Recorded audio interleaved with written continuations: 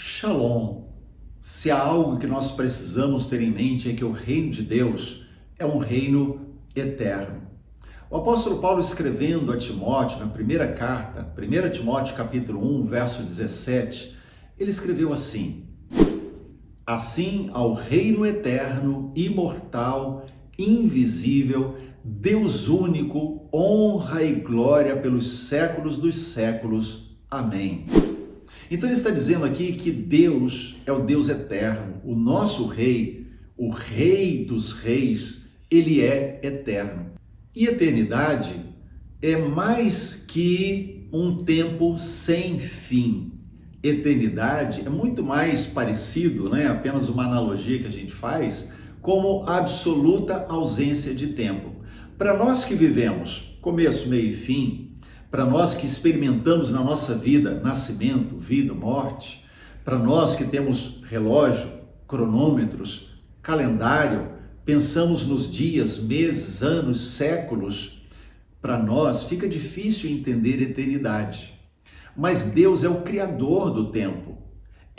Vamos dizer assim, numa linguagem para a gente compreender, em algum momento na eternidade, Deus decidiu criar o tempo. Ou seja, quando tudo era apenas Deus, não existia tempo, Deus era absoluto e só Ele existia, então Deus criou o tempo. E dentro desse parêntese de tempo, Ele nos colocou. E ali, nesse parêntese de tempo, nós vivemos a nossa vida com começo, meio e fim.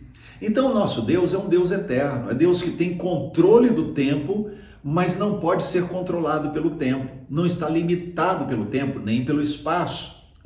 A soberania de Deus sempre existiu sobre todas as coisas, então a sua autoridade é eterna. A autoridade de Deus jamais foi abalada, Deus sempre esteve no controle de todas as coisas e Ele decidiu criar o universo, criar o homem dentro do universo. Deus decidiu criar um plano de redenção para esse homem por causa do pecado. E Deus decidiu, então, conduzir os que creem para o seu reino eterno. Então, quando nós pensamos em reino de Deus, sabemos que experimentamos o governo de Jesus aqui. Mas temos que lembrar que o reino de Deus sempre existiu e sempre existirá. A nossa vida não acaba na morte. Nós não terminamos tudo quando fechamos os olhos no último momento da nossa vida.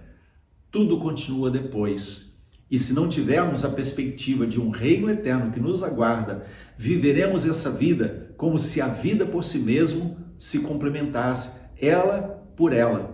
E nós vivemos para essa vida, recebendo dela o que queremos, fazendo do jeito que queremos. Mas quando olhamos para a eternidade, nós lembramos que prestaremos contas um dia, estaremos diante do Rei e receberemos galardão ou castigo.